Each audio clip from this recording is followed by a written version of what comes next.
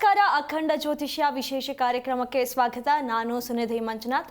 ಇವತ್ತಿನ ಕಾರ್ಯಕ್ರಮದಲ್ಲಿ ಸ್ತಂಭನ ಪ್ರಯೋಗ ಅಂದರೆ ಏನು, ವಾಮಾಚಾರದಲ್ಲಿ ಸ್ತಂಭ ಪ್ರಯೋಗದ ಮಹತ್ವವೇನು ಅನ್ನೋದನ್ನು ತಿಳ್ಕೊಳ್ತಾ ಹೋಗೋಣ. ಹಾಗೆ ಅಗ್ನಿಸ್ತಂಭನ, ಸಿಂಹಸ್ತಂಭನ ಈ ಎಲ್ಲ ಪ್ರಯೋಗಗಳ ಬಗ್ಗೆ ತಿಳಿತಾ ಹೋಗೋಣ. ಹಾಗೆ ಈ ದಿನದ ವಿಶೇಷತೆ ಬಗ್ಗೆ ಕೂಡ ತಿಳಿತಾ ಹೋಗೋಣ. ಇದೆಲ್ಲದರ ಬಗ್ಗೆ ತಿಳಿಸ್ಕೊಳ್ಳೋದಕ್ಕೆ ಇವತ್ತು ನಮ್ಮ ಜೊತೆ ಇದ್ದಾರೆ ಡಾಕ್ಟರ್ YSK ಆಚಾರ್ಯ ಗುರುಗಳು, ಖ್ಯಾತ ಜ್ಯೋತಿಷ್ಯರು ಮತ್ತು ಕಾಮಾಖ್ಯ ಪ್ರತ್ಯಂಗಿರ ಉಪಾಸಕರು. ಅವರನ್ನ ಕಾರ್ಯಕ್ರಮಕ್ಕೆ ಸ್ವಾಗತಿಸೋಣ. ಸ್ವಾಗತ ಗುರುಗಳೇ. ನಮಸ್ಕಾರಪ್ಪ. ಓಂ ಅಸ್ಮದ್ ಗುರುಭ್ಯೋ ನಮಃ, ಅಸ್ಮತ್ ಪರಮ ಗುರುಭ್ಯೋ ನಮಃ, ಅಸ್ಮತ್ ಸರ್ವಗುರುಭ್ಯೋ ನಮಃ. ಹ್ರೀಂ ಭುವನೇಶಿ ಮಹಾಮಾಯೇ ಸೂರ್ಯಮಂಡಲರೂಪಿಣಿ ನಮಾಮಿ ವರದಂ ಶುಭಂ ಕಾಮಾಖ್ಯಾರೂಪಿಣಿ ಶಿವೆ. ಹೈಂ ಹ್ರೀಂ ಶ್ರೀಂ ಶ್ರೀಮಾತ್ರೇ ಲಲಿತಾಂಬಿಕಾಯೈ ನಮಃ. ಶ್ರೀ ವಿಷ್ಣುರೂಪಾಯ ನಮಃ ಶಂಕರಾಯ. ಗುರುಗಳೇ, ಈ ದಿನದ ವಿಶೇಷತೆ ತಿಳಿಸಿದ ಕಾರ್ಯಕ್ರಮ ಆರಂಭಿಸಬಹುದಾ? ಖಂಡಿತ. ಆದಿನಾರಾಯಣಂ ವಿಷ್ಣುಂ ಬ್ರಹ್ಮಾಣಾಂಚ ವಶಿಷ್ಠಕಂ ಶ್ರೀರಾಮಂ ಮಾರುತಿಂ ವಂದೇ ರಾಮದಾಸಂಚ ಶ್ರೀಧರಂ. ನಮಃ ಶಾಂತಾಯ ದಿವ್ಯಾಯ ಸತ್ಯಧರ್ಮಸ್ವರೂಪಿಣೆ ಸ್ವಾನಂದಾಮೃತತೃಪ್ತಾಯ ಶ್ರೀಧರಾಯ ನಮಃ. ಸದ್ಗುರು ಶ್ರೀಧರ ಚರಣಾಭ್ಯಾಂ ನಮಃ.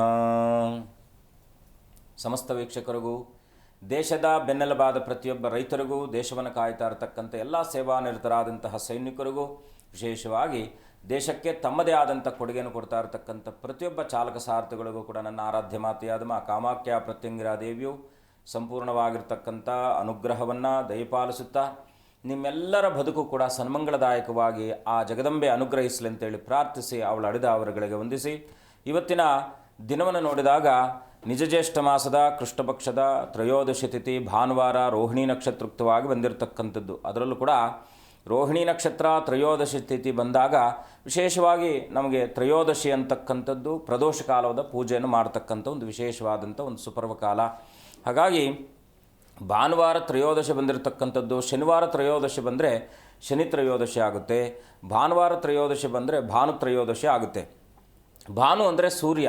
ಸೂರ್ಯ ನಮ್ಮೆಲ್ಲರ ಆತ್ಮಕಾರಕನು, ಜೊತೆಗೆ ಪಿತೃಕಾರಕನು ಕೂಡ ಸೂರ್ಯನೇ ಆಗಿರ್ತಕ್ಕಂಥವನಾಗ್ತಾನೆ. ಅದರಲ್ಲೂ ಕೂಡ ರೋಹಿಣಿ ನಕ್ಷತ್ರದಲ್ಲಿ ಸ್ವನಕ್ಷತ್ರದಲ್ಲೇ ಚಂದ್ರನಿದ್ದಾಗ ಬಹಳ ಮುಖ್ಯವಾಗಿ ಗಮನಿಸಬೇಕಾಗಿರ್ತಕ್ಕಂಥದ್ದು ನಮ್ಮ ಅಜ್ಞಾನ ಕರ್ಮಗಳು ಅಂತ ಒಂದಷ್ಟು ಕರ್ಮಗಳು ಬರುತ್ತೆ. ಏನು? ಸುಳ್ಳು ಹೇಳೋದೊಂದು ಕರ್ಮ, ಇನ್ನೊಬ್ಬರನ್ನು ನೋಯಿಸೋದೊಂದು ಕರ್ಮ, ಮನೆಯಲ್ಲಿ ವಾತಾವರಣವನ್ನು ಕಲ್ಮಶ ಮಾಡೋದೊಂದು ಕರ್ಮ, ತಂದೆ ತಾಯಿಗಳನ್ನು ನಿಂದಿಸೋದೊಂದು ಕರ್ಮ, ಗುರುಗಳನ್ನು ನಿಂದಿಸೋದೊಂದು ಕರ್ಮ, ಧರ್ಮ ನಿಂದನೆ ಮಾಡ್ತಕ್ಕಂಥದ್ದೊಂದು ಕರ್ಮ. ಹೀಗೆ ಹಲವಾರು ರೀತಿಯಾಗಿರ್ತಕ್ಕಂಥ ವಾಗ್ದೋಷಾದಿಗಳು ನಮಗೆ ಉಟ್ಕೊಳ್ತಕ್ಕಂಥದ್ದಾಗುತ್ತೆ. ಈ ವಾಗ್ದೋಷಾದಿಗಳು ಅದರಲ್ಲೂ ಕೂಡ ಅಭಕ್ಷ ಭಕ್ಷಣಾತ್ ಪೂತೋ ಭವತಿ, ಅಭೋಜ್ಯ ಭೋಜನಾತ್ ಪೂತೋ ಭವತಿ, ಅಂದರೆ ಅಸತ್ಯಾತ್ ಪೂತೋ ಭವತಿ ಅಂಥೇಳಿ ಎಲ್ಲ ರೀತಿಯಾದಂಥ ಅಸತ್ಯಾದಿಗಳನ್ನು ಹೇಳ್ತಕ್ಕಂಥದ್ದು. ಇದು ನಮಗೆ ಮುಖ್ಯವಾಗಿ ಏನಪ್ಪ ಅಂದರೆ ದಿಗ್ದೋಷಾದಿಗಳು ಅಂತ ಬರುತ್ತೆ. ಈ ದಿಗ್ದೋಷಗಳು ಬಂದಾಗ ಮನುಷ್ಯನಿಗೆ ಏನಪ್ಪ ಅಂದರೆ ಅವನಿಗೆ ಸಿಗಬೇಕಾಗಿರ್ತಕ್ಕಂಥ ಎಲ್ಲ ರೀತಿಯಾದಂಥ ಸುಖಭೋಗ ಭಾಗ್ಯಾದಿಗಳು ಅವ್ರಿಗೆಲ್ಲವೂ ಕೂಡ ಒಂದು ಮಿಸ್ ಆಗ್ತಾ ಇರ್ತಕ್ಕಂಥದ್ದಾಗುತ್ತೆ. ಹಾಗಿದ್ದಾಗ ಏನು? ಸರಿಯಾದ ವ್ಯವಸ್ಥೆ ಸಿಗದೇ ಇರತಕ್ಕಂಥದ್ದು, ಸರಿಯಾದ ಕಾಲಮಾನಕ್ಕೆ ಆಯಾಯ ಕಾಲಮಾನಕ್ಕೆ ಏನೇನು ಸಿಗಬೇಕು ಅಂದ್ಕೊಂಡಿರ್ತಕ್ಕಂಥದ್ದಾಗಿರುತ್ತೋ ಅದು ಯಾವುದೂ ಸಿಗದೇ ಇರತಕ್ಕಂಥದ್ದಾಗಿರುತ್ತೆ. ಇದೆಲ್ಲ ಕೊನೆಯದಾಗಿ ಯಾರನ್ನು ನಾವು ಅಪರಾಧವನ್ನು ಕೇಳಬೇಕಂದ್ರೆ ಗತಂ ಪಾಪಂ ಗತಂ ದುಃಖಂ ಗತಂ ದಾರಿದ್ರ್ಯಮೇವಚ ಆಗತಾನಾಂ ಸುಖ ಸಂಪತ್ತಿ ವಿಶ್ವೇಶ ತವ ದರ್ಶನಂ ಅಥವಾ ತವ ಪ್ರಾರ್ಥನಂ ಅಂತೇಳಿ ಯಾವೊಬ್ಬ ವಿಶ್ವೇಶನ ಸಮೀಪಕ್ಕೆ ಹೋದಾಗ, ಸಾಂಬಶಿವನ ಸಮೀಪಕ್ಕೆ ಹೋದಾಗ ನಾವು ಈ ಒಂದು ಮಂತ್ರವನ್ನು, ಈ ಒಂದು ಪ್ರಾರ್ಥನೆಯನ್ನು ಮಾಡಬೇಕು. ಋಣ ರೋಗಾದಿ ದಾರಿದ್ರ್ಯ ಅಪಮೃತ್ಯವಃ ಭಯ ಶೋಕ ಮನಸ್ತಾಪ ನಶ್ಯಂತು ಮಮ ಸರ್ವದಾ ಅಂತೇಳಿ ಭಗವಂತನಲ್ಲಿ ನಮ್ಮಲ್ಲಿರ್ತಕ್ಕಂಥ ಯಾವುದೋ ವಿಧಾನದಲ್ಲಿ ಬರಬಹುದಾಗಿರ್ತಕ್ಕಂಥ ಭಯಾದಿಗಳ ನಿವೃತ್ತಿ ಆಗ್ತಕ್ಕಂಥದ್ದು, ಋಣ ಅಂದರೆ ಸಾಲದ ಬಾಧೆ ನಿವೃತ್ತಿ ಆಗ್ತಕ್ಕಂಥದ್ದು, ಇದೆಲ್ಲ ಕೂಡ ಭಗವಂತನೊಬ್ಬನು ಮಾತ್ರ ಇದನ್ನು ನೀಗಿಸಲಿಕ್ಕೆ ಸಾಧ್ಯ ಆಗ್ತಕ್ಕಂಥದ್ದಾಗುತ್ತೆ. ಹಾಗಿದ್ದಾಗ ಏನು ಮಾಡಬೇಕು? ಈ ಪ್ರದೋಷ ಕಾಲದಲ್ಲಿ ವಿಶೇಷವಾಗಿ ಆ ಒಂದು ಪರಮೇಶ್ವರನಿಗೆ ಅಭಿಷೇಕ ಪ್ರಿಯನು. ಹಾಗಾಗಿ ಇವತ್ತಿನ ಸಾಯಂ ಸಂಧ್ಯಾ ಸಮಯದಲ್ಲಿ ಎಲ್ಲ ದೇವಾಲಯಗಳಲ್ಲೂ ಕೂಡ ವಿಶೇಷವಾಗಿ ಪ್ರದೋಷ ಕಾಲದ ಪೂಜೆಯನ್ನು ಮಾಡ್ತಕ್ಕಂಥ ವಿಧಾನ ಪದ್ಧತಿಗಳಿರ್ತಕ್ಕಂಥದ್ದಾಗಿರುತ್ತೆ. ಸಾಧ್ಯವಾದರೆ ಕಬ್ಬಿನ ಹಾಲು ಜೊತೆಗೆ ನಾವು ಇದನ್ನು ದಾಳಿಂಬೆ ಫಲದ ಜ್ಯೂಸ್ ಎರಡು ಸಿಗುತ್ತೆ. ಕಬ್ಬಿನ ಹಾಲು, ದಾಳಿಂಬೆ ಫಲ ಅಂದರೆ ದಾಳಿಂಬೆ ಹಣ್ಣಿನ ಜ್ಯೂಸನ್ನು ತಗೊಂಡೋಗಿ ನಿಮ್ಮ ಶಕ್ತಿಯಾನುಸಾರದಲ್ಲಿ ತಗೊಂಡು ಹೋಗಿ ಶಿವನಿಗೆ ಅರ್ಪಣೆ ಮಾಡಿ, ಯಾರೆಲ್ಲ ಈ ಋಣ ರೋಗ ದಾರಿದ್ರ್ಯ ಅಪಮೃತ್ಯಾದಿಗಳು ಮನೆಯಲ್ಲಿ ನಿತ್ಯ ನಿರಂತರವಾಗಿ ಗೊಂದಲಗಳಿರ್ತಕ್ಕಂಥದ್ದಾಗುತ್ತೆ, ಇದೆಲ್ಲ ಸಮಸ್ಯೆಗಳಿಗೂ ಕೂಡ ಪರಿಹಾರ ಸಿಗ್ತಕ್ಕಂಥದ್ದು. ಆ ಸಾಂಬಶಿವನ ಸನ್ನಿಧಾನಕ್ಕೆ ಹೋಗಿ ಅನನ್ಯವಾಗಿ ಇದನ್ನು ಅರ್ಪಣೆ ಮಾಡಿ, ಬಿಲ್ವಪತ್ರೆ ಸಿಕ್ಕಿದ್ರೆ ಬಿಲ್ವಪತ್ರೆ ಅಥವಾ ಭಸ್ಮ ಸಿಕ್ಕಿದ್ರೆ ಭಸ್ಮ, ಇದು ಯಾವುದು ನಿಮಗೆ ದೇವಸ್ಥಾನಕ್ಕೆ ಹೋಗ್ಲಿಕ್ಕೆ ಸಾಧ್ಯ ಇಲ್ಲ, ರಾತ್ರಿ ಒಂದು ಡ್ಯೂಟಿಯಿಂದ ಬರ್ತಕ್ಕಂಥದ್ದು ಲೇಟ್ ಆಗುತ್ತೆ, 9 ಗಂಟೆ 10 ಗಂಟೆ ಆಗುತ್ತೆ, ಬಂದ ತಕ್ಷಣ ಸ್ನಾನ ಮಾಡ್ಕೊಳ್ಳಿ, ಅನನ್ಯವಾಗಿ ಪರಮೇಶ್ವರನ ಒಂದು 108 ಮಂತ್ರವನ್ನು, ಅಂದರೆ ಪಂಚಾಕ್ಷರ ಮಂತ್ರ ಅಥವಾ ಯಾವುದಾದ್ರೂ ಮಂತ್ರ ಆಗಿರ್ಬೋದು, ಚಿದಾನಂದ ರೂಪಂ ಶಿವೋಹಂ ಶಿವೋಹಂ ಅಂತಕ್ಕಂಥ ಮಂತ್ರ, ಓಂ ನಮಃ ಶಿವಾಯ ಅಂತಕ್ಕಂಥ ಮಂತ್ರ, ಯಾವುದು ಬೇಕಾದರೂ ಕೂಡ ಶಿವನ ಧ್ಯಾನವನ್ನು ಮಾಡ್ತಕ್ಕಂಥ ಮಂತ್ರ, ಶಿವನ ಸ್ತೋತ್ರವನ್ನು ಮಾಡ್ತಕ್ಕಂಥ ಮಂತ್ರ, ಭೈರವನ ಸ್ತೋತ್ರವನ್ನು ಮಾಡ್ತಕ್ಕಂಥ ಮಂತ್ರ, ತಾಂಡವ ಸ್ತೋತ್ರ ಮಾಡ್ತಕ್ಕಂಥ ಮಂತ್ರ, ಇದೆಲ್ಲವನ್ನು ಕೂಡ ಶಿವತಾಂಡವ ಸ್ತೋತ್ರ, ಈ ರೀತಿಯಾಗಿ ಅನೇಕ ರೀತಿಯಾಗಿರ್ತಕ್ಕಂಥ ನಮ್ಮ ಕರ್ಮಾದಿಗಳನ್ನು ನಿವೃತ್ತಿ ಮಾಡ್ತಕ್ಕಂಥ ಒಂದು ಮಂತ್ರಗಳಿದೆ. ಹಾಗಾಗಿ ಮಂತ್ರೋಚ್ಚಾರ ಮಾಡಿ ಶಿವನ ಸನ್ನಿಧಾನಕ್ಕೆ ಹೋಗಿ ದಾಳಿಂಬೆ ಫಲದ ಒಂದು ಜ್ಯೂಸನ್ನು ಜೊತೆಗೆ ವಿಶೇಷವಾಗಿ ಕಬ್ಬಿನ ಹಾಲನ್ನು ಕೊಟ್ಟು ಅನನ್ಯವಾಗಿ 21 ಪ್ರದಕ್ಷಿಣೆ ಮಾಡಿ, ಸಾಧ್ಯವಾದರೆ 21 ನಿಮಿಷಗಳ ಕಾಲ ಶಿವನ ಮುಂದೆ ಧ್ಯಾನಮಗ್ನರಾಗಿ ಕುಳಿತು ಶಿವನನ್ನು ಅನನ್ಯವಾಗಿ ಪ್ರಾರ್ಥನೆ ಮಾಡ್ಕೊಂಡು ಬನ್ನಿ.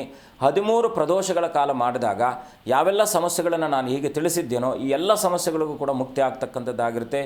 ಪ್ರತಿನಿತ್ಯವೂ ಕೂಡ ಚಿದಾನಂದ ರೂಪಂ ಶಿವೋಹಂ ಶಿವೋಹಂ ಅಂತಕ್ಕಂಥ ಮಂತ್ರದ ಉಚ್ಚಾರವನ್ನು ಮಾಡೋದರಿಂದ ಖಂಡಿತ ನಿಮ್ಮ ಬದುಕು ಮಂಗಳಮಯವಾಗ್ತಕ್ಕಂಥದ್ದಾಗಿರುತ್ತೆ.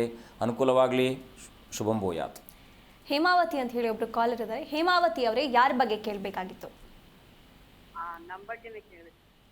ಸರಿ, 1 ರಿಂದ 30 ಒಂದು ಸಂಖ್ಯೆಯನ್ನು ಆಯ್ಕೆ ಮಾಡಿ. 8 ಮೇಡಮ್. ಸ್ವಲ್ಪ ಜೋರಾಗಿ ಮಾತನಾಡಬಹುದಾ? Okay madam. ಸಂಖ್ಯೆ ತಿಳಿಸಿ. ಗುರುಗಳಿದ್ದಾರೆ ಮಾತನಾಡಿ. ನಮಸ್ಕಾರ ತಾಯಿ, ಹೇಗಿದ್ದೀರಾ? ತಾಯಿ ಒಳ್ಳೇದು ಮಾಡಲಿಮ್ಮ. ಏನು ಹಣ ಕಳ್ಕೊಂಡಿದ್ದೀರಾ?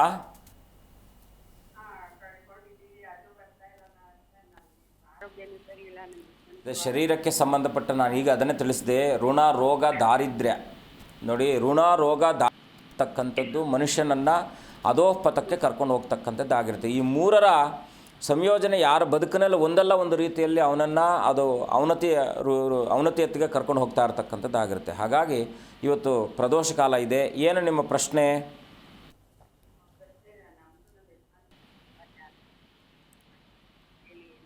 ಅಮ್ಮ, ಒಂದು 13 ಪ್ರದೋಷ ಕಾಲ ವರ್ಷಕ್ಕೆ, ಅದು ತಿಂಗಳಕ್ಕೆ 2 ಪ್ರದೋಷಗಳು ಬರುತ್ತೆ, ಆಯಿತಾ?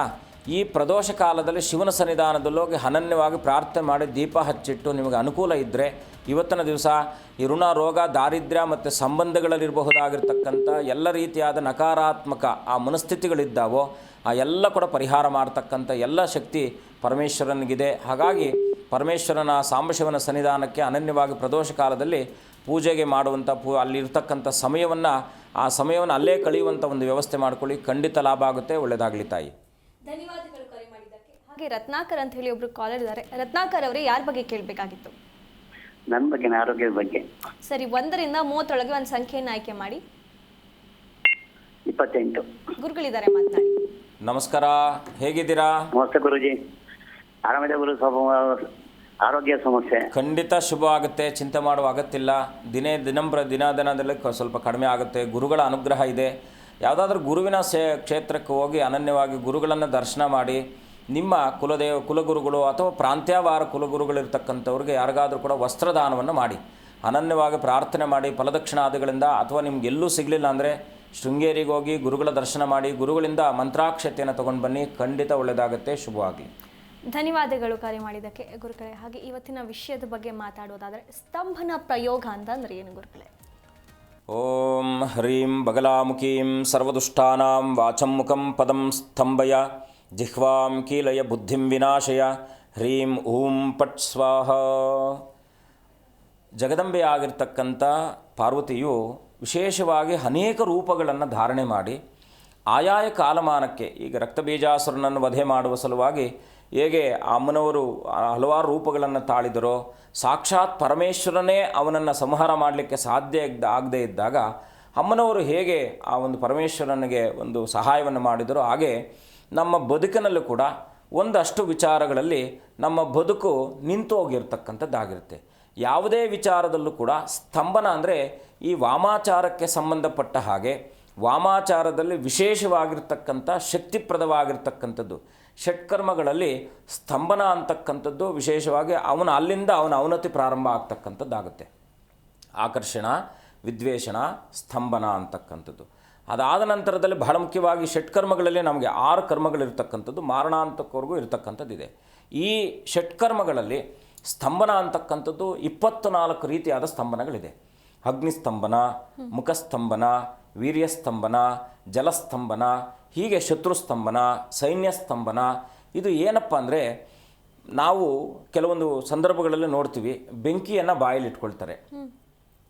ಇದೊಂದು ಮಂತ್ರಪೂರ್ವಕವಾಗಿ ಒಂದಷ್ಟು ವಸ್ತುಗಳನ್ನು ಈಗ ಬೆಂಕಿ ಮೇಲೆ ಮಲ್ಕೊಳ್ತಾರೆ. ಇದು ಏನಪ್ಪ ಅಂದರೆ ಒಂದಷ್ಟು ಸಿದ್ಧಿಯನ್ನು ಪಡ್ಕೊಳ್ಬೇಕಾಗಿರ್ತಕ್ಕಂಥದ್ದು. ಇದು ಏನು ಮುಖ್ಯವಾಗಿ ಸ್ತಂಭನ ಮಾಡ್ತಕ್ಕಂಥದ್ದು ಯಾವ ಕಾರಣದಿಂದ ಮಾಡ್ತಾರೆ ಅಂದರೆ, ಕೆಲಸ ಕಾರ್ಯಾದಿಗಳಲ್ಲಿ ನಡೀತಾ ಇರತಕ್ಕಂಥದ್ದು, ಯಾರಿಗೋ ನೇರವಾಗಿ ಅವರನ್ನು ನಾವು ಟಾರ್ಗೆಟ್ ಮಾಡಿ ಅವ್ರ ಮೇಲೆ ನಾವು ಯುದ್ಧ ಮಾಡಲಿಕ್ಕೆ ಸಾಧ್ಯ ಆಗದೆ ಇರತಕ್ಕಂಥ ಸಂದರ್ಭಗಳಲ್ಲಿ ಇದನ್ನು ವಾಮ ಮಾರ್ಗದಲ್ಲಿ ಉಪಯೋಗ ಮಾಡ್ತಕ್ಕಂಥ ಒಂದಷ್ಟು ಪ್ರಾಂತ್ಯಗಳಿದೆ. ಯಾಕೆಂದರೆ ಆ ಪ್ರಾಂತ್ಯವಾರಗಳಲ್ಲಿ ಮಾತ್ರ ಈ ಕರ್ಮಗಳನ್ನು ಮಾಡ್ತಾರೆ. ನಮ್ಮ ಕರ್ನಾಟಕದಲ್ಲಿ ಎಲ್ಲೂ ಇಲ್ಲ, ಕೇರಳದಲ್ಲೂ ಇಲ್ಲ, ಸ್ವಲ್ಪ ಹೊರಗಿನ ಉತ್ತರ ಭಾರತದಲ್ಲಿ ಅಥವಾ ಪೂರ್ವ ಭಾರತದಲ್ಲಿ ಇದಕ್ಕೆ ಸಂಬಂಧಪಟ್ಟ ಹಾಗೆ ಇದನ್ನು ಮಾಡ್ತಕ್ಕಂಥವ್ರು ಇದ್ದಾರೆ. ಅದರಲ್ಲೂ ಕೂಡ ಇದರಲ್ಲೊಂದಷ್ಟು ಉಪಾಸನಾ ದೇವತೆಗಳನ್ನು, ಗಣದೇವತೆಗಳನ್ನು ಇವರು ಮುಖ್ಯವಾಗಿ ಸಿದ್ಧಿಯನ್ನು ಮಾಡಿಟ್ಕೊಂಡಿರ್ತಾರೆ. ಈ ಸಿದ್ಧಿ ಸಾಧಕರು ಅಂತಕ್ಕಂಥವ್ರು ಏನಿರ್ತಾರೋ, ನಾವು ಕೆಲವು ಸಂದರ್ಭಗಳಲ್ಲಿ ಅವನು ಏನು ಮಂಕುಬೂದಿ ಎರಚಿದನೋ ಏನೋ ಗೊತ್ತಿಲ್ಲ, ಎಲ್ಲ ಕಿತ್ಕೊಂಡು ಹೋಗ್ಬಿಟ್ಟಿದ್ದಾನೆ ಅಂತ. ಈಗ ಬಸ್ಸಲ್ಲಿ ಕೂತ್ಕೊಂಡು ಎಲ್ಲೋ ಹೆಣ್ಮಕ್ಳು, ನಾನು ಲಾಸ್ಟ್ ಟೈಮ್ ಕಾಮಾಖ್ಯದಲ್ಲಿ ಒಂದು ಕಡೆ ಇದ್ದಾಗಲೂ ಕೂಡ ನಾನು ಅದನ್ನು ತಡೆದಿದ್ದೀನಿ. ಇದು ನನ್ನ ಕಣ್ಣು ಮುಂದೆ ನಡೆದಿರ್ತಕ್ಕಂಥದ್ದು. ಅಲ್ಲಿ ಕೆಲವರು, ಒಬ್ಬರು ಪಾಪ ಯಾರೋ ರಾಜಸ್ಥಾನದವರು ಅಂತ ಅನಿಸುತ್ತೆ, ಅವರಿಬ್ಬರು ಗಂಡ ಹೆಂಡ್ತಿರು ಇಬ್ಬರು ಬಂದಲ್ಲಿ ಕೂತ್ಕೊಂಡಿದ್ದಾರೆ. ನಾನು ಪಕ್ಕದಲ್ಲಿ ಜಪ ಮಾಡ್ತಾಯಿದ್ದೀನಿ, ಒಂದು ಅಷ್ಟು ದೂರದಲ್ಲಿದ್ದೀನಿ. ಅವರಿಬ್ಬರು ಬಂದರು, ಅವ್ರ ಹತ್ರ ಕರ್ಕೊಂಡಿದ್ದ ತಕ್ಷಣ ನನಗೆ ಯಾಕೋ ಡೌಟ್ ಆಯ್ತು, ಇವ್ರು ಏನೋ ಮಾತನಾಡ್ತಾ ಇದ್ದಾರೆ. ಕಾನ್ವರ್ಸೇಷನ್ ನೋಡಿದ ತಕ್ಷಣ ಅವರಿಬ್ಬರು ಗಂಡ ಹೆಂಡ್ತಿರು ಹೋದ್ರು, ತುಂಬ ಚೆನ್ನಾಗಿದ್ರು ಅವರು. ಅವ್ರು ಕೇಳ್ತಾ ಇದ್ರೆ ಎಲ್ಲ ಬಿಚ್ಚಿ ಅವ್ರು ಕೊಡ್ತಾ ಇದ್ದಾರೆ. ನನಗೆ ಯಾಕೋ ಡೌಟ್ ಆಯ್ತು, ನಾನು ಒಂದು ಅಷ್ಟು ದೂರದಲ್ಲಿದ್ದೆ. ತಕ್ಷಣಕ್ಕೆ ಎದ್ದೋದ್ಮೇಲೆ ಅವನು ಅಲ್ಲಿರ್ತಕ್ಕಂಥವ್ರು ಒಂಥರ ಏನಂದರೆ, ಅವನು ನನ್ನ ಮೇಲೆ ಜಗಳಕ್ಕೆ ಬಂದ್ಬಿಟ್ಟ. ಕ್ಯಾಕರ್ತಾ ನೀನು ನಿನ್ಗೆ ಯಾಕೆ ಬೇಕದು, ನನಗವರು ನನ್ನ ಶಿಷ್ಯರು, ನನ್ನ ಚೇಲ ಅವರು ಅಂತ, ಹಾಗೆ ಹೀಗೆ ಅಂತ. ಅವ್ರನ್ನ ಆಮೇಲೆ ಹಿಂಗೆ ತಟ್ಟಿದೆ. ಆವಾಗ ಅವ್ರಿಗೆ ಎಚ್ಚರ ಆಯಿತು. ಹಾಗೆ ಮನುಷ್ಯನನ್ನು ಮಾಯಾಯುಕ್ತವಾಗಿರ್ತಕ್ಕಂಥ ಕೆಲವು ಸಂದರ್ಭಗಳಲ್ಲಿ ಇದನ್ನೇ ಬಂಡವಾಳವಾಗಿ ಇಟ್ಕೊಂಡಿರ್ತಕ್ಕಂಥವ್ರು ಇರ್ತಾರೆ. ಅಂದರೆ ಎಲ್ಲೋ ಹೋಗಿ ಅವ್ರಿಗೇನೆಂದರೆ, ಅವರು ಇದನ್ನು ಕೊನೆಗೆ ಈ ಮಾಡಿರ್ತಕ್ಕಂಥ ಎಲ್ಲ ಕರ್ಮಾದಿಗಳು ಕೂಡ ಅವರನ್ನು ಹಿಡಿದಿಟ್ಕೊಳ್ತಕ್ಕಂಥದ್ದು ಆಗುತ್ತೆ. ಆದರೂ ಕೂಡ ಈ ರೀತಿಯಾಗಿ ಈಗ ಫಾರ್ ಎಕ್ಸಾಂಪಲ್ ಇದನ್ನು ಯಾವುದಕ್ಕೆ ನಾವು ಬಳಕೆ ಮಾಡ್ಕೊಳ್ಬೋದು ಅಂದರೆ, ಸ್ತಂಭನ ವಿದ್ಯೆ ಅಗ್ನಿಸ್ತಂಭನ ಅಂತಕ್ಕಂಥದ್ದು. ಅಗ್ನಿ ಅಂದರೆ ಏನು, ಎಲ್ಲವನ್ನು ಕೂಡ ಪಚನ ಮಾಡ್ತಕ್ಕಂಥ ಶಕ್ತಿ ಇರ್ತಕ್ಕಂಥದ್ದು ಅಂತ. ಮನೆಯಲ್ಲಿ ಅಗ್ನಿ ಅಂದರೆ ಎಲ್ಲ ರೀತಿಯಲ್ಲೂ ಕೂಡ ಕೋಪ ಜಾಸ್ತಿ ಆಗ್ತಕ್ಕಂಥದ್ದು. ಹಾಗೆ ಮನೆಯಲ್ಲಿರ್ತಕ್ಕಂಥ ಸದಸ್ಯರ ಮಧ್ಯದಲ್ಲಿರ್ತಕ್ಕಂಥ, ಯಾಕಂದರೆ ದಿನಂಪ್ರತಿ ಜಗಳಗಳಾಗ್ತಾ ಇರುತ್ತೆ ಮನೆಯಲ್ಲಿ. ಪ್ರತಿನಿತ್ಯವೂ ಜಗಳ, ಅಣ್ಣ ತಮ್ಮ, ಅಕ್ಕ ತಂಗಿ, ಹೀಗೆ ಮನೆಯಲ್ಲಿ ಗಂಡ ಹೆಂಡತಿ ಮಕ್ಕಳು ಜಗಳ, ಮನೆಯಲ್ಲಿ ಆ ಮನೆ ಪ್ರತಿನಿತ್ಯವೂ ಕೂಡ ಏನಂದ್ರೆ ಜಗಳಯುಕ್ತವಾಗಿರ್ತಕ್ಕಂಥದ್ದಾಗುತ್ತೆ. ಅಂಥ ಸಂದರ್ಭಗಳಲ್ಲಿ ಆ ಕ್ರೋಧಾದಿಗಳನ್ನು, ಅರಿಷಡ್ ವರ್ಗಗಳಾಗಿರ್ತಕ್ಕಂಥ ಕಾಮಕ್ರೋಧ ಲೋಭ ಮದಮತ್ಸರ ಅಂತಕ್ಕಂಥ ಈ ಅರಿಷಡ್ ವರ್ಗಾದಿಗಳಲ್ಲಿ ಬರಬಹುದಾಗಿರ್ತಕ್ಕಂಥ ಕ್ರೋಧ ಅಂತಕ್ಕಂಥದ್ದು ಅಗ್ನಿಯ ಸ್ವರೂಪ. ಅದನ್ನು ಕಡಿಮೆ ಮಾಡ್ತಕ್ಕಂಥದ್ದಕ್ಕೆ ಬೇಕಾದರೆ ಇದನ್ನು ನಾವು ಬಳಕೆ ಮಾಡ್ಕೊಳ್ತಕ್ಕಂಥ ವಿಧಾನ ಇದೆ. ಇದಕ್ಕೆ ಸಾವಿರಾರು ಅಂದರೆ ಲಕ್ಷಾಂತರ ಒಂದು ಜಪವನ್ನು ಮಾಡಬೇಕು, ಸಿದ್ಧಿಯನ್ನು ಮಾಡ್ಕೊಂಡಿರಬೇಕು. ಅದಾದ ನಂತರದಲ್ಲಿ ಜಲಸ್ತಂಭನ ಅಂತ ಬರುತ್ತೆ, ಪಶುಸ್ತಂಭನ ಅಂತ ಬರುತ್ತೆ, ಸಿಂಹಸ್ತಂಭನ ಅಂತ ಬರುತ್ತೆ. ಯಾವೆಲ್ಲ ನಮಗೆ ಅದರಿಂದ ಆಪತ್ತು ಆಗುತ್ತೆ ಅಂತಕ್ಕಂಥದ್ದನ್ನು ತಡೆಯುವಂಥದ್ದನ್ನೇ, ನಿಲ್ಲಿಸುವಂಥದ್ದನ್ನೇ ನಾವು ಸ್ತಂಭನ ಅಂತ ಕರಿತೀವಿ. ಇಂದ್ರಾಜ್ ಅಂತ ಹೇಳಿ ಒಬ್ರು ಕಾಲರ್ ಇದ್ದಾರೆ ಗುರುಗಳೇ. ಇಂದ್ರಾಜ್ ಅವರು ಯಾರ ಬಗ್ಗೆ ಕೇಳಬೇಕಾಗಿತ್ತು? ಮಗ ಯಶವಂತ್ ಅಂತ. ಸರಿ, 1 ರಿಂದ 30 ಒಂದು ಸಂಖ್ಯೆಯನ್ನು ಆಯ್ಕೆ ಮಾಡಿ. 19. ಗುರುಗಳಿದ್ದಾರೆ, ಮಾತನಾಡಿ. ನಮಸ್ಕಾರ, ಹೇಗಿದ್ದೀರಾ? ಚೆನ್ನಾಗಿ ಸ್ವಾಮಿ. ಗುರುಜಿ, ನಮ್ಮ ಮಗನ ಬಗ್ಗೆ ಒಂದು ಮಾತು ಕೇಳಬೇಕಿತ್ತು. ಮಾನಸಿಕವಾಗಿ ಒತ್ತಡದಲ್ಲಿದ್ದೀರಾ ಅಂತ ತೋರಿಸ್ತಾ ಇದೆ. ನನ್ನ ಮಗ ಯಶವಂತ್ ಅಂತ. ಏನು ಮಾಡ್ಕೊಂಡಿದ್ದಾರೆ? ಎಷ್ಟು ವಯಸ್ಸು? ಅವನಿಗೆ ಈಗ 21 ವರ್ಷ. ಸ್ವಲ್ಪ ಸ್ನೇಹಿತರ ಸವಾಸನ ದೂರ ಮಾಡಿ. ಏನು ಮಾಡ್ಕೊಂಡಿದ್ದಾರೆ? ಅವನು ಕೆಲ್ಸಕ್ಕೆ ಹೋಗ್ತಾನೆ ಸ್ವಾಮಿ ಇಲ್ಲೇ. ಅನ್ಕೊಂಡ್ರಿ ಎದ್ದೊಳದೇ ಇಲ್ಲ, ಸೋಂಬೇರಿತನ. ಮನೆ ದೇವರು ಯಾರು? ನಮ್ಮದು ತಿರುಪತಿ. ಒಂದು ಕೆಲಸ ಮಾಡಿ, ನಿಮಗೆ ಶಿವಮೊಗ್ಗ ಹತ್ರ ಸಾಗರ ಅಂತ ಇದೆ, ಸಾಗರದ ಹತ್ರ ವರದಳ್ಳಿ ಅಂತ ಇದೆ, ಶ್ರೀಧರಾಶ್ರಮ. ನಿಮ್ಮ ಮಗನ ಅಲ್ಲಿ ಕರ್ಕೊಂಡೋಗಿ 2 ರಾತ್ರಿ.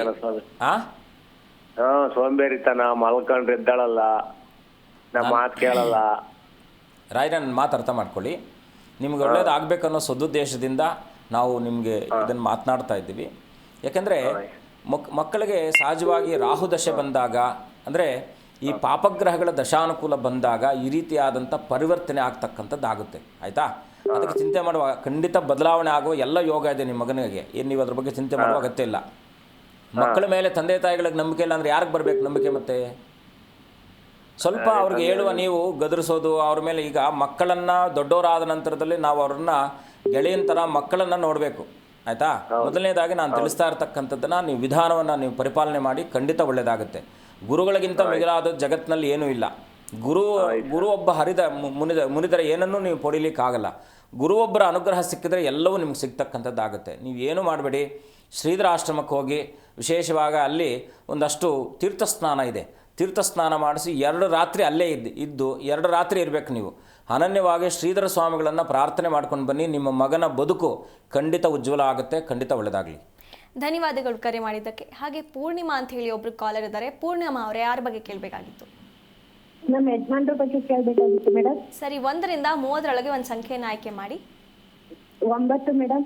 ಗುರುಗಳಿದ್ದಾರೆ, ಮಾತನಾಡಿ. ನಮಸ್ಕಾರ ತಾಯಿ, ಹೇಗಿದ್ದೀರಾ? ನಮಸ್ಕಾರ ಗುರುಗಳೇ. ಚೆನ್ನಾಗಿಲ್ಲ ಗುರುಗಳೇ. ತಾಯಿ ಒಳ್ಳೇದು ಮಾಡುತ್ತೆ, ಖಂಡಿತ ಒಳ್ಳೇದಾಗತ್ತೆ. ಯಾಕಂದ್ರೆ ಏನು ಮಾಡ್ಕೊಂಡೆ? ಆಟೋ ಡ್ರೈವರ್ ಗುರುಗಳೇ, ಹಾರ್ಟ್ ಪ್ರಾಬ್ಲಮ್ ಇದೆ. ದಿವಸ ಇದ್ದಾಗ ದಿವಸ ಇರಲ್ಲ ಗುರುಗಳೇ. ಹಾಸ್ಪಿಟ್ಲ್ಗೆ ತೋರಿಸಿದ್ದೀರಾ? ತೋರಿಸಿ ಆಪರೇಷನ್ ಆಗಿದ್ದೆ ಗುರುಗಳೇ 4 ಸಲ. 4 ಸಲ ಆಗಿದೆಯಾ? 4 ಸಲ ಹಾರ್ಟ್ ಅಟ್ಯಾಕ್. ಅಭ್ಯಾಸಗಳು ಇದಾವ? ಯಾವ್ದು ಅಭ್ಯಾಸ ಇಲ್ಲ ಸ್ವಾಮಿ. ಮತ್ತೆ ಫ್ಯಾಮಿಲಿಯಲ್ಲಿ ಇದೆಯಾ? ಅವ್ರ ಕುಟುಂಬದಲ್ಲಿ ಏನಾದರೂ ಇದೆಯಾ ತಾಯಿ? ಅವ್ರ ಕುಟುಂಬ ಯಾರು ಇಲ್ಲ ಸ್ವಾಮಿ. ಅವ್ರಿಗೆ ಅಪ್ಪ ಅಮ್ಮ ಇಬ್ರು ಇಲ್ಲ. ಅಲ್ಲಮ್ಮ, ಇದು ಏನಾದರೂ ಕುಟುಂಬ ಎಡಿಟ್ರಿ ಅಂತ ನಾವು ಏನು ಕರಿತೀವೋ ಅದೇನಾದರೂ ಇದೆಯಾ? ಅಥವಾ ಯಾಕಂದರೆ ಇವ್ರಿಗೆ ಶರೀರದಲ್ಲೇ ಹುಟ್ಟಿರ್ತಕ್ಕಂಥ ರೋಗ ಅಂತಕ್ಕಂಥದ್ದು ತೋರಿಸ್ತಾ ಇದೆ. ಇವ್ರಿಗೆ ಎಷ್ಟು ಜನ ಅಣ್ಣ ತಮ್ಮಂದ್ರೆ? ಎಷ್ಟು ಜನ ಅಣ್ಣ ತಮ್ಮದಿರು ಅಂದ್ರೆ ಇವರು ಇಬ್ರು ಹೆಂಡ್ತಿದಿರು ಅವ್ರ ಅಪ್ಪಗೆ. ಇವರು ದೊಡ್ಡ ಹೆಂಡತಿ ಮಗ ಗುರುಗಳೇ. ಹಂಗಾಗಿ ಇವರು ಒಬ್ಬರೇ ಮಗ ಇರೋದು. ಅಮ್ಮ, ಇವರು ಏನಂದರೆ ಫಾರ್ ಎಕ್ಸಾಂಪಲ್ ಈಶ್ವರನ ಸಮೀಪ ನಿಮ್ಮದು ಮನೆ ಏನಾದರೂ ಆ ಥರ ಮುನೇಶ್ವರ, ಈಶ್ವರ ಆ ಥರ ಸಮೀಪ ಇದೆ ನಿಮ್ಮ ಮನೆ? ಈಶ್ವರನ ದೇವಸ್ಥಾನ ಇದೆ ಸಮೀಪದಲ್ಲಿ. ಆಮೇಲೆ ಮುನೇಶ್ವರನ ದೇವಸ್ಥಾನ ಐತೆ ಸ್ವಾಮಿ. ಅದೇ, ಇದು ಸ್ವಲ್ಪ ಏನಂದರೆ ದೈವಕೋಪ ಅಂತಕ್ಕಂಥದ್ದು ತೋರಿಸ್ತಾ ಇದೆ. ಕೆಲವು ಸಂದರ್ಭಗಳಲ್ಲಿ ಗುರುಶಾಪ, ದೈವಶಾಪ, ಪಿತೃಶಾಪ, ಮಾತೃಶಾಪ ಅನ್ನೋದಕ್ಕಿಂತ ಈ ದೈವಶಾಪ ಅಂತಕ್ಕಂಥದ್ದು ಏನಾಗುತ್ತೆ, ನಿಮ್ಮನ್ನು ಈ ರೀತಿಯಾಗಿ ಅಚಾನಕ್ಕಾಗಿ ತೊಂದರೆಗಳಿಗೆ ಈಡು ಮಾಡುತ್ತೆ. ಇದಕ್ಕೆಲ್ಲ ಮುಕ್ತಿ ಎಲ್ಲಿ ಸಿಗುತ್ತೆ ಗೊತ್ತಾ ತಾಯಿ? ನೀವು ಅನುಕೂಲ ಇದ್ದರೆ ಖಂಡಿತ ನಿಮ್ಗೆ ಅನುಕೂಲ ಆಗುತ್ತೆ. ಒಂದೊಮ್ಮೆ ಶ್ರೀಶೈಲಂ ಮಲ್ಲಿಕಾರ್ಜುನ ಸ್ವಾಮಿಗೆ ಹೋಗಿ ಬನ್ನಿ. ಇಲ್ಲ ಅದೂ ಆಗಲಿಲ್ಲ ಅಂದರೆ ನವನಾರಸಿಂಹ ತಾಯಿ, ನವನಾರಸಿಂಹ ಕ್ಷೇತ್ರ ಇದೆ. 9 ನವನಾರಸಿಂಹಗಳ ಕ್ಷೇತ್ರ ಇದೆ. ನೀವು ಅಲ್ಲಿಗೆ ಹೋಗಿ ಬಂದರೆ, ಇಲ್ಲ ಶ್ರೀಶೈಲಂ ಮಲ್ಲಿಕಾರ್ಜುನ ಸ್ವಾಮಿ ಇಲ್ಲ ನವನಾರಸಿಂಹ ಸ್ವಾಮಿ ಸನ್ನಿಧಾನಗಳಿಗೆ ಹೋಗಿ ಬನ್ನಿ. ಖಂಡಿತ ನಿಮ್ಗೆ ಒಳ್ಳೆಯದಾಗುತ್ತೆ. ಪ್ರತಿ ಮಂಗಳವಾರದ ದಿವಸ ನರಸಿಂಹಸ್ವಾಮಿ ಸನ್ನಿಧಾನಕ್ಕೆ ಹೋಗಿ ಅನನ್ಯವಾಗಿ ಪ್ರಾರ್ಥನೆ ಮಾಡಿ, ಒಂದು 10 ರೂಪಾಯಿ 20 ರೂಪಾಯಿ ತುಳಸಿ ಬಾಳೆಹಣ್ಣನ್ನು ಕೊಟ್ಟು ಅನನ್ಯವಾಗಿ ಪ್ರಾರ್ಥನೆ ಮಾಡ್ಕೊಂಡು ಬನ್ನಿ. ಖಂಡಿತ ಲಾಭ ಆಗುತ್ತೆ. ಒಳ್ಳೆಯದಾಗಲಿ ತಾಯಿ. ಧನ್ಯವಾದಗಳು ಕರೆ ಮಾಡಿದ್ದಕ್ಕೆ. ಹಾಗೆ ಗಾಯತ್ರಿ ಅಂತ ಹೇಳಿ ಒಬ್ರು ಕಾಲರ್ ಇದ್ದಾರೆ. ಗಾಯತ್ರಿ ಅವರು, ಯಾರ ಬಗ್ಗೆ ಕೇಳಬೇಕಾಗಿತ್ತು? ಹಲೋ ಹಲೋ ಕರೆ ಕಟ್ಟಾಗಿದೆ. ಗುರುಗಳೇ, ಸ್ತಂಭನ ಪ್ರಯೋಗದ ಬಗ್ಗೆ ತಿಳಿಸ್ಕೊಡ್ತಾ ಇದ್ರಿ. ಈಗ ನಾವು ಇನ್ನೊಮ್ಮೆ ಮನೆಯಲ್ಲಿ ಕ್ರೋಧಾದಿಗಳು ಹೆಚ್ಚಾದಾಗ ಅದನ್ನು ಸ್ತಂಭನ ಮಾಡ್ಬೋದು. ಮನೆಯಲ್ಲಿ ಸಮೃದ್ಧತೆ ಇಲ್ಲದೆ ಇದ್ದಾಗ, ಸಮಾಧಾನ ಇಲ್ಲದೆ ಇದ್ದಾಗ ಏನೇ ಅವ್ರಿಗೆ ಸಂಪಾದನೆ ಮಾಡಿದ್ರೂ ಕೂಡ ವ್ಯರ್ಥ. ಬಾಹ್ಯ ಪ್ರಪಂಚದ ಹೊರಗಿನ ಲೌಕಿಕ ಪ್ರಪಂಚದಲ್ಲಿ ಅವರು ಎಷ್ಟೇ ಸಮಾಧಾನದಿಂದ ಇದ್ದರೂ ಕೂಡ ಒತ್ತಡ. ಈಗ ನಾವು ಇಲ್ಲಿ ವರ್ಕ್ ಮಾಡ್ತಾ ಇದ್ದೀವಿ, ನಮ್ಮ ಮನೆಯ ವೈಯಕ್ತಿಕ ವಿಚಾರಗಳನ್ನು ನಾವಿಲ್ಲಿ ಚರ್ಚೆ ಮಾಡಲಿಕ್ಕಾಗಲ್ಲ. ಆದರೆ ಮನಸ್ಸಿನ ಅಂತರಾತ್ಮದಲ್ಲಿ ಎಲ್ಲೋ ಒಂದು ಅದು ನಮ್ಮನ್ನು ಪೀಡಿಸ್ತಾನೆ ಇರತಕ್ಕಂಥದ್ದಾಗುತ್ತೆ. ಹಾಗೆ ಅಚಂಚಲತೆ ಅಂತಕ್ಕಂಥದ್ದು ಮನೆಯಲ್ಲಿ, ಹೀಗೆ ತಾನೇ ನಾವೊಂದು ಕುಟುಂಬವನ್ನು ನೋಡಿದ್ವಿ, ಇದು ಕೂಡ ಒಂದು ರೀತಿಯಾದ ಅಚಂಚಲತೆಯನ್ನು ಉಂಟು ಮಾಡತಕ್ಕಂಥ ಸಂದರ್ಭಗಳಲ್ಲೂ. ಈಗ ನೀರು ಎಲ್ಲಕ್ಕೂ ಕೂಡ ಮೂಲಾಧಾರವಾಗಿರ್ತಕ್ಕಂಥದ್ದು. ಮನಸ್ಸು ಅಂತಕ್ಕಂಥದ್ದು ನೀರಿನ ಹಾಗೆ ಇರ್ತಕ್ಕಂಥದ್ದು ಆಗಿರುತ್ತೆ. ಯಾವಾಗ ಆ ನೀರಿನ ಹಾಗೆ ಇರ್ತಕ್ಕಂಥ ಮನಸ್ಸು ಅಚಂಚಲತೆ ಉಂಟಾಗುತ್ತೋ, ಏಕೆಂದರೆ ನೀರಿಗಿಂತ ಮಿಗಿಲಾದ ಶಕ್ತಿ ಜಗತ್ತಿನಲ್ಲಿ ಏನೂ ಇಲ್ಲ. ಅದೊಂದೊಮ್ಮೆ ಪ್ರಯತ್ನ ಪಟ್ಟರೆ ಏನನ್ನು ಬೇಕಾದರೂ ಕೂಡ ಕ್ಷಣ ಮಾತ್ರದಲ್ಲೇ ನಾಶ ಮಾಡ್ತಕ್ಕಂಥ ಶಕ್ತಿ ನೀರಿಗೆ ಇರತಕ್ಕಂಥದ್ದು. ಅದಕ್ಕೆ ನಾವು ದ್ರವರೂಪ ಅಂತ ಕರಿತೀವಿ. ಹಾಗೆ ಮನುಷ್ಯ ಕೂಡ ಆಲೋಚನಾ ವಿಧಾನವನ್ನು ಬದಲಾವಣೆ ಆಗದೇ ಇದ್ದಾಗ ಅವನು ನಾನೇ ಸರಿ, ನನ್ನದೇ ಸರಿ ಅಂತಕ್ಕಂಥ ಪದ್ಧತಿಯಲ್ಲಿ ಇದ್ದಾಗಲೂ ಕೂಡ ಇದನ್ನು ನಾವು ವಿಶೇಷವಾಗಿ ಜಲಸ್ತಂಭನ ಮುಖಾಂತರವಾಗಿ ಅವರ ಸ್ನಾನಕ್ಕೆ, ಕುಡಿಯೋ ನೀರಿಗೆ ಪರಿವರ್ತನೆ ಆಗುವ ಸಲುವಾಗಿ ಮಾಡಬಹುದಾಗಿರ್ತಕ್ಕಂಥ ಉತ್ತಮ ಸಾಧನ ಈ ಒಂದು ಜಲಸ್ತಂಭನ. ಅದೇ ರೀತಿಯಾಗಿ ಪ್ರಾಕೃತಿಕವಾಗಿ ಏನಾದರೂ ಸಮಸ್ಯೆಗಳು ಬಂದಾಗಲೂ ಕೂಡ ಇವತ್ತಿಗೂ ಕೂಡ ಹಿಮಾಲಯ ಮಧ್ಯಪ್ರದೇಶಲ್ಲಿ ಕೆಲವು ಕಡೆಗಳಲ್ಲಿ ಇರ್ತಕ್ಕಂಥವ್ರು ಇದ್ದಾರೆ, ನನಗೆ ಗೊತ್ತಿರ್ತಕ್ಕಂಥವ್ರು. ಯಾಕೆಂದರೆ ನಾವು ಹರಿದ್ವಾರಕ್ಕೆಲ್ಲ ಹೋದಾಗ, ಹರಿದ್ವಾರ, ಋಷಿಕೇಶ್ ಆ ಕಡೆ ಎಲ್ಲ ಹೋದಾಗ ಕೆಲವು ಮಹರ್ಷಿಗಳು, ಯಾಕಂದರೆ ಅವ್ರ ಸಾಧನೆ ನಿತ್ಯ ನಿರಂತರವಾಗಿ ನಡೀತಾ ಇರ್ತಕ್ಕಂಥದ್ದು ಆಗಿರುತ್ತೆ. ನಾವು ಅಲ್ಲಿ ಕೂತ್ಕೊಂಡಿದ್ದಾಗಲೂ ಕೂಡ ನಮಗೆ ಅನುಭವದಲ್ಲಿ ಇರ್ತಕ್ಕಂಥದ್ದು ನಾನು ಮಾತನಾಡ್ತಾ ಇರ್ತೇನೆ ವಿನಃ ಬೇರೆ ಎಲ್ಲಿಂದ ತಂದು ಮಾತನಾಡಲ್ಲ. ಅವರು ಬೇಟಾ ಕೊಯ್ ಬಾತ್ ನೈ ಆಪ್ ಚಿಂತಾ ಮತ್ ಕರ್ಲೋ ಬೇಟ್ಲೋ, ಅಲ್ಲಿ ಕೂತ್ಕೊಂಡು ನೀನು ಏನು ತೊಂದರೆ ಆಗಲ್ಲ ಅಂತ. ಎಷ್ಟೇ ಮಳೆ ಅದು ಗುಡುಗು ಸಹಿತವಾಗಿರ್ತಕ್ಕಂಥ ಮಳೆ ಇದ್ದರೂ ಕೂಡ ಅವರು ಶಾಂತಚಿತ್ತರಾಗಿ ಕೂತ್ಕೊಂಡಿರ್ತಾರೆ. ನಾನು ಅವ್ರ ಹತ್ರ ನಾವು ಕೂತ್ಕೊಂಡು ಮಾತನಾಡ್ತಾ ಇದ್ದಾಗ, ಅವ್ರ ಸಂಪರ್ಕದಲ್ಲಿದ್ದಾಗ, ಏನು ಚಿಂತೆನೇ ಬೇಡ, ನಿನಗೇನು ಬರೋದಿಲ್ಲ, ಏನೂ ಆಗಲ್ಲ, ನಿನಗೇನು ಅನಿಸುತ್ತೋ ಅದನ್ನು ನೀನು ಮಾಡು ಅಂತೇಳಿ ಹೇಳ್ತಾರೆ. ಹಾಗೆ ಆ ಸ್ತಂಭನ ವಿದ್ಯೆಗಳಲ್ಲಿ ಬಹಳ ಮುಖ್ಯವಾಗಿ ನಮಗೆ ಒಂದಷ್ಟು ಸಾಧು ಸಂತರ, ಅಘೋರಿಗಳ, ನಾಗಸಾಧುಗಳ ಸಂಪರ್ಕ ಇರೋದರಿಂದ ಇದನ್ನು ನಮ್ಮ ಕಣ್ಣು ಮುಂದೆನೇ ಮಾಡ್ತಾ ಇರತಕ್ಕಂಥವ್ರು ಇದ್ದಾರೆ. ಹಾಗಾಗಿ ಏನಾಗುತ್ತೆ, ಕೆಲವು ಸಂದರ್ಭಗಳಲ್ಲಿ ಅದನ್ನು ಒಳ್ಳೆಯ ರೀತಿಯಲ್ಲಿ ಉಪಯೋಗ ಮಾಡ್ಕೊಳ್ತಕ್ಕಂಥದ್ದು ಪ್ರತಿಯೊಬ್ಬರಿಗೂ ಅನುಕೂಲ ಆಗ್ತಕ್ಕಂಥದ್ದಾಗುತ್ತೆ. ಇನ್ನು ಗಂಡ ಹೆಂಡತಿಯರ ಮಧ್ಯದಲ್ಲಿ ಈ ವಿರಸಗಳು ಬಂದಾಗ ಇದನ್ನು ಕೂಡ ನಾವು ಪತಿವಶ್ಯ ಅಥವಾ ಪತಿಸ್ತಂಭನ, ಪತ್ನಿ ಸ್ತಂಭನ ಅಂತಕ್ಕಂಥದ್ದು, ಯಾರು ವಿಪರೀತವಾಗಿರ್ತಕ್ಕಂಥ ಕೋಪಗ್ರಸ್ತರಾಗಿರ್ತಾರೋ, ಉಗ್ರ ಸ್ವರೂಪವನ್ನು ಮನುಷ್ಯನಿಗೆ ರಾಜಸಿಕ, ತಾಮಸಿಕ, ಸಾತ್ವಿಕ ಅಂತಕ್ಕಂಥ 3 ಗುಣಗಳಿರ್ತಕ್ಕಂಥದ್ದಾಗಿರುತ್ತೆ. ಹಾಗೆ ಗಂಡ ಹೆಂಡತಿಯರ ಮಧ್ಯದಲ್ಲಿ ನಾವು ಆಕರ್ಷಣೆ ಮಾಡ್ತಕ್ಕಂಥದ್ದು, ಸಂಮೋಹನ ಮಾಡ್ತಕ್ಕಂಥದ್ದು, ಜೊತೆಗೆ ವಿಶೇಷವಾಗಿ ಸ್ತಂಭನ ಮಾಡ್ತಕ್ಕಂಥ ವಿದ್ಯೆಯು ಇರತಕ್ಕಂಥದ್ದಿದೆ. ಇದನ್ನು ಲೌಕಿಕವಾಗಿ ನಾವು ಇಷ್ಟೊಂದು ಮಾಧ್ಯಮದಲ್ಲಿ ಮಾತನಾಡಲಿಕ್ಕೆ ಸಾಧ್ಯ ಆಗದೇ ಇರತಕ್ಕಂಥದ್ದು. ಆದರೂ ಕೂಡ ಈ ವಿದ್ಯೆಗಳಲ್ಲಿ ಖಂಡಿತ ಫಲಿತಾಂಶವನ್ನು ಕಂಡುವಂಥ, ಯಾಕಂದರೆ ಇನ್ನೊಂದೇನೆಂದರೆ ಕಲಿಯುಗದಲ್ಲಿ ನಾಮಕ್ಕೆ ಮತ್ತು ದಾನಕ್ಕೆ ತುಂಬ ಪ್ರಧಾನವಾದಂಥ ಒಂದು ಫಲ ಇರತಕ್ಕಂಥದ್ದು ಇರುತ್ತೆ. ನಾವು ಮಾಡುವಂಥ ದಾನ ಧರ್ಮಗಳು, ದೇವತಾ ಉಪಾಸನೆ ಅಂದರೆ ನಾವು ನಿಂತ್ಕೊಂಡು ನಿತ್ಯ ನಿರಂತರವಾಗಿ ಗಂಟೆಗಟ್ಟಲೆ ಪೂಜೆ ಮಾಡ್ತಕ್ಕಂಥದ್ದಲ್ಲ. ದೇವರನ್ನು ಆತ್ಮರೂಪದಲ್ಲಿ ಅವನನ್ನು ಬಂಧನ ಮಾಡ್ತಕ್ಕಂಥ ಶಕ್ತಿ ಯಾರಿಗಿರುತ್ತೋ ಅವರು ಈ ಪ್ರಕೃತಿಯುಕ್ತವಾಗಿ ಏನನ್ನು ಬೇಕಾದರೂ ಪಡೆಯುವಂಥ ಶಕ್ತಿ ಇರ್ತಕ್ಕಂಥದ್ದಾಗಿರುತ್ತೆ. ನೀರಿನ ಮೇಲೆ ನಡ್ಕೊಂಡು ಹೋಗ್ತಾರೆ, ನಾವು ನೋಡಿರ್ತೀವಿ ಕೆಲವೆಲ್ಲ, ಇದೆಲ್ಲ ವಿಡಿಯೋಸ್ ಎಲ್ಲ ಇರ್ತಕ್ಕಂಥದ್ದು. ಹೇಗೆ ನಡೀತಾರೆ ಅಂದರೆ ಜಲಸ್ತಂಭನ ಮಾಡ್ತಾರೆ. ಅದು ಆ ಸಾಧಕರಿಗೆ ಒಂದಷ್ಟು, ಈಗ ಅಘೋರಿಗಳೆಲ್ಲ ಬೆಂಕಿ ಮೇಲೆ, ಮುಳ್ಳಿನ ಮೇಲೆಲ್ಲ ಮಲ್ಕೊಳ್ತಾರೆ. ಅದಕ್ಕೊಂದು ಮೋಡಿ ವಿದ್ಯೆನೂ ಕೂಡ ಇದೆ. ನಮ್ಮ ಕೊಳ್ಳೆಗಾಲದಲ್ಲಿ ಇತ್ತು ಅಂತ ಮಹಾತ್ಮರು ಇದ್ದರು, ಈಗಿಲ್ಲ. ಅವರು ನನಗೂ ಸಂಪರ್ಕದಲ್ಲಿ ಇದ್ದರು, ಪಾಪ ಅವರು ಈಗಿಲ್ಲ, ದೈವಾಧೀನರಾಗಿದ್ದಾರೆ. ಹಾಗೆ ಕೆಲವರು ಇದ್ದಾರೆ, ಇಲ್ಲ ಅಂತಲ್ಲ. ಹಾಗಾಗಿ ಏನಾಗುತ್ತೆ, ಈ ಸ್ತಂಭನ ವಿದ್ಯೆಗಳಲ್ಲಿ ವಾಮಾಚಾರದ ಷಟ್ಕರ್ಮಗಳಲ್ಲಿ 3ನೇ ಕ್ರಿಯೆ ಆಗಿರ್ತಕ್ಕಂಥದ್ದು ಸ್ತಂಭನ ಕ್ರಿಯೆ. ಇದಾದ ನಂತರದಲ್ಲಿ ವಿದ್ವೇಷಣೆ, ಆಕರ್ಷಣೆ, ಸಂಮೋಹನ, ಮಾರಣ, ಉಚ್ಚಾಟನ, ಹೀಗೆ ಹಲವಾರು ರೀತಿಯಲ್ಲಿ ಆ ಒಂದು ಕಾಲಕ್ಕೆ ಅನುಸಾರವಾಗಿ ಸರ್ವಮತವಾಗಿ, ಸರ್ವಸಮ್ಮತವಾಗಿ ಮಾಡಬಹುದಾಗಿರ್ತಕ್ಕಂಥ ಒಂದಷ್ಟು ಕ್ರಿಯೆಗಳನ್ನು ನಾವು ವಿಶೇಷವಾಗಿ ಒಳ್ಳೆಯ ಫಲಕ್ಕೋಸ್ಕರವಾಗಿ ಮಾಡಿದಾಗ ಖಂಡಿತ ಲಾಭ ಆಗ್ತಕ್ಕಂಥದ್ದಾಗುತ್ತೆ. ಕೃಷ್ಣಪ್ಪ ಅಂತ ಹೇಳಿ ಒಬ್ರು ಕಾಲೇಜ್ ಇದ್ದಾರೆ. ಕೃಷ್ಣಪ್ಪ ಅವರೇ, ಯಾರ ಬಗ್ಗೆ ಕೇಳಬೇಕಾಗಿತ್ತು? ನಮಸ್ಕಾರ ಮೇಡಮ್, ನಮ್ಮ ಬಗ್ಗೆ ಕೇಳಬೇಕಾಯ್ತು. ಸರಿ, 1 ರಿಂದ 30 ಒಂದು ಸಂಖ್ಯೆನ ಆಯ್ಕೆ ಮಾಡಿ. 15 ಮೇಡಮ್ ಅವರೇ. ಗುರುಗಳಿದ್ದಾರೆ, ಮಾತನಾಡಿ. ನಮಸ್ಕಾರ, ಹೇಗಿದ್ದೀರಾ? ನಮಸ್ಕಾರ, ಚೆನ್ನಾಗಿದ್ದೀವಿ ಬುದ್ಧಿ, ನೀವು ಚೆನ್ನಾಗಿದ್ದೀರಾ? ಚೆನ್ನಾಗಿದ್ದೀನಿ. ತಾಯಿ ಒಳ್ಳೇದು ಮಾಡಲಿ. ಏನು ಮಾಡ್ಕೊಂಡಿದ್ದೀರಾ ತಾವು? ನಾವು ಬಿಸ್ನೆಸ್ ಮಾಡಿದ್ದೀವಿ ಕೂಡ. ಇದು ಏನು ಅಭಿವೃದ್ಧಿ ಆಯ್ತಾ ಇಲ್ಲ. ಏನು ಬಿಸ್ನೆಸ್ ಮಾಡ್ತೀರಾ? ಪೈಸಸ್ ಗುರುಗಳ. ಏನಂದ್ರಿ? ಅದೇ ಮಸಾಲೆ ಐಟಮ್ ಪೈಸಸ್. ಸ್ಪೈಸಸ್. ಓಕೆ. ಇದು ಏನಾಗುತ್ತೆ, ಎಷ್ಟು ವರ್ಷದಿಂದ ಮಾಡ್ತಿದ್ದೀರಾ? ಸುಮಾರು ಅದೇ ಒಂದು 12 ವರ್ಷದಿಂದ ಮಾಡ್ತಿದ್ದೆ ಗುರುಗಳೇ. ಅದು ಏನು ಅದರಲ್ಲೇನು ಉಪಯೋಗ ಕಾಣ್ತಾ ಇಲ್ಲ ಅಂತಕ್ಕಂಥದ್ದು ತೋರಿಸ್ತಾ ಇದೆ. ಹೌದು. ಸಂಪಾದನೆ ಮಾಡಿದ್ದೆಲ್ಲ ಕಳ್ಕೊಳ್ತಾ ಇದ್ದೀರಾ ಅಂತ. ಹೌದು ಗುರುಗಳೇ. ನಿಮ್ಮದು ಎಲ್ಲಿಂದ ಮಾತನಾಡ್ತಾ ಇರೋದು ತಾವು? ಬೆಂಗಳೂರು ಗುರುಗಳೇ. ಎಲ್ಲಿ ಬೆಂಗಳೂರಲ್ಲಿ? ಬೆಂಗಳೂರಲ್ಲಿ ಟಾಟಾ ನಗರ ಅಂತ ಐತೆ. ಟಾಟಾ ಎಲ್ಲಿಂದ? ಟಾಟಾ ನಗರ. ನೀವು ಒಂದು ಕೆಲಸ ಮಾಡಿ, ಮನೆ ದೇವರು ಯಾರು? ಮನೆ ದೇವರು ವೆಂಕಟರಮಣ ಸ್ವಾಮಿ ಗುರು, ಲಕ್ಷ್ಮೀ ವೆಂಕಟರಮಣ ಸ್ವಾಮಿ. ಸ್ಪೈಸಿಗೆಲ್ಲ ಕಾರಕನ ಯಾರಾಗ್ತಾರಪ್ಪ ಅಂದರೆ, ಬಹಳ ಮುಖ್ಯವಾಗಿ ನಾವು ಕೆಲವು ಸಂದರ್ಭಗಳಲ್ಲಿ ಕೆಲವು ವ್ಯಾಪಾರವನ್ನು ಮಾಡಬೇಕಾದ್ರೆ ಇದು ನಮ್ಗೆ ಬರುತ್ತಾ ಆಗಲ್ವಾ ಅಂತಕ್ಕಂಥದ್ದು ನಾವು ಮುಂಚೆ ನೋಡಬೇಕು. ಆಮೇಲೆ ಮನೋಬಲಕ್ಕಿಂತ ಮಿಗಿಲಾದದ್ದು ಯಾವುದೂ ಇಲ್ಲ. ಏನಂದ್ರಿ? ಮದ್ದಿಂದ ಅಭಿವೃದ್ಧಿ ಚೆನ್ನಾಗಿತ್ತು, ಅದನ್ನೇ ಹೇಳ್ತಾ ಇರೋದು ನಿಮಗೆ. ನೋಡಿ, ನನ್ನ ಮಾತು ಕೇಳ್ಕೊಳ್ಳಿ. ಗ್ರಹಾನುಕೂಲ ಚೆನ್ನಾಗಿದ್ದಾಗ, ನಿಮ್ಮ ಮನೆಯಲ್ಲಿ ಮಗು ಹುಟ್ಟಿತು, ಹೆಂಡತಿ ಬಂತು, ಇವರ ಗ್ರಹಗಳ ಅನುಕೂಲಕರವಾದಂಥ ವಾತಾವರಣ ಇದ್ದಾಗ ವ್ಯಾಪಾರದಲ್ಲಿ ಹೇಗಾದರೂ ಅದನ್ನು ಸದೃಢತೆಯಿಂದ ನಡೆಸುವಂಥದ್ದಾಗುತ್ತೆ. ನಿಮ್ಮ ಜಾತಕದಲ್ಲೇ ಗ್ರಹಾನುಕೂಲ ಇತ್ತು, ದಶಾನುಕೂಲದಲ್ಲಿ ಚೆನ್ನಾಗಿ ಪರಿವರ್ತನೆ ಇತ್ತು, ಆವಾಗ ನಡೆಯೋದು ಬೇರೆ. ಈಗ ನಿಮ್ಮ ಮಗ, ಫಾರ್ ಎಕ್ಸಾಂಪಲ್, ನೀವು ದುಡಿಮೆ ಮಾಡ್ತಾ ಇದ್ದಾಗ ನಿಮ್ಮ ಹೆಂಡತಿನೂ ದುಡಿಮೆ ಮಾಡಿ ತೊಗೊಂಬಂದು ಕೊಟ್ಟಾಗ ನಿಮಗೆ ಬಲ ಹೆಚ್ಚಾಗಲ್ವಾ?